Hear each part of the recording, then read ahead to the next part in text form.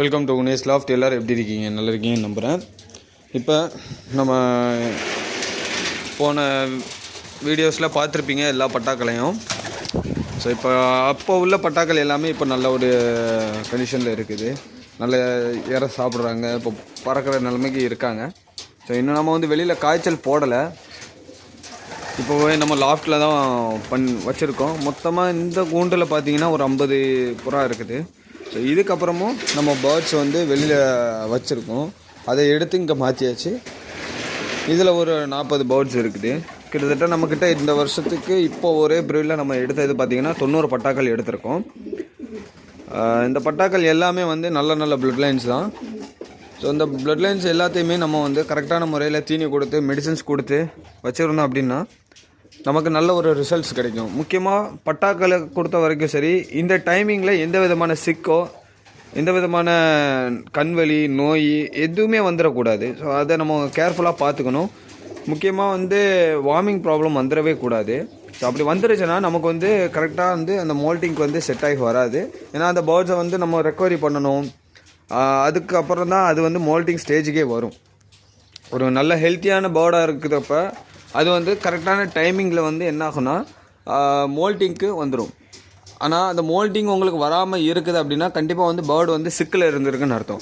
ஒரு bird sickle இருந்ததுன்னா அது கரெக்டான முறையில் கழியாது, மோல்ட்டிங்க்கு உங்களுக்கு அந்த ஸ்டேஜுக்கு வராது. ஸோ இதுதான் காரணமே தவிர வேறு ஒன்றும் இல்லை. நம்ம இப்போ பார்க்குற பேர்ட்ஸ் எல்லாமே பார்த்திங்கன்னா 0 களி பட்டா தான். ஒரு சில பேர்ட்ஸ் வந்து பார்த்திங்கன்னா 2 களி பட்டாவில் இருக்குது. இதில் நம்ம முன்னாடியே நம்ம ப்ரீட் பண்ணி வச்சுருந்த பேர்டு என்னென்னு பார்த்தீங்கன்னா இந்த ஹார்ட்டி குரூக்கர் தான், இந்த பிளாக் தான்.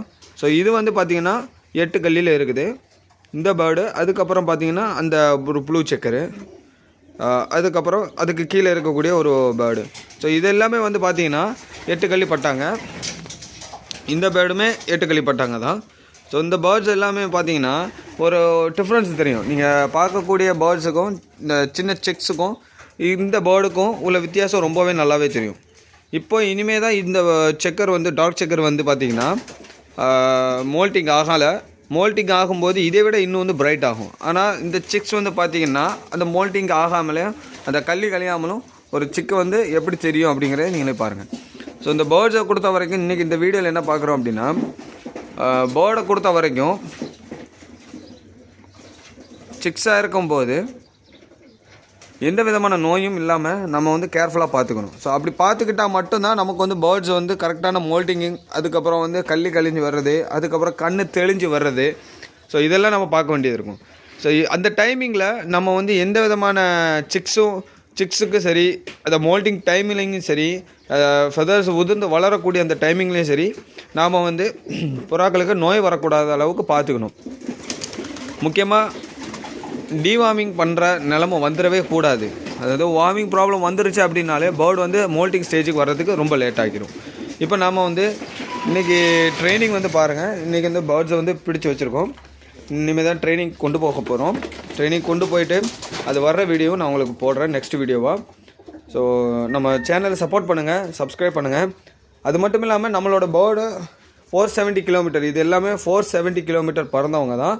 ஆனால் நாம் இதில் இருந்தே ஒரு 6 பேர்டு செலக்ட் பண்ணி 7 பேர்டு செலக்ட் பண்ணி தான் 470 கிலோமீட்டரில் வச்சோம். ஸோ அந்த 470 கிலோமீட்டரில் நம்ம பிளேஸ்மெண்ட் என்னென்னு பார்த்தீங்கன்னா 20வது பிளேஸ்மெண்ட், 33வது பிளேஸ்மெண்ட், 44வது பிளேஸ்மெண்ட், 50வது பிளேஸ்மெண்ட், 64வது பிளேஸ்மெண்ட், 87, 88. நமக்கு 6 பேர்டுமே டாப் 100ல் பிளேஸ்மெண்ட் பண்ணியிருக்கு. அதே மாதிரி நம்மளோட வெலாசிட்டி என்னென்னு பார்த்தீங்கன்னா ஃபஸ்ட்டு பேர்டு வந்து 4 மணி நேரம் 3 நிமிஷத்தில் வந்துச்சு.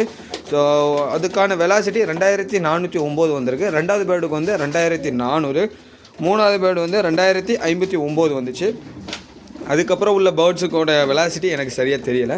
ஸோ நமக்கு நம்ம கூண்டில் நல்ல ஒரு ரிசல்ட்ஸ் இருக்குது. நம்ம சேனலை சப்போர்ட் பண்ணுங்கள், சப்ஸ்கிரைப் பண்ணுங்கள். உங்களுக்கு எந்த மாதிரி வீடியோஸ் வேணுங்கிறத கீழே கமெண்ட் பண்ணுங்கள். தேங்க்யூ ஆல், தேங்க்யூ ஃபார் வாட்சிங்.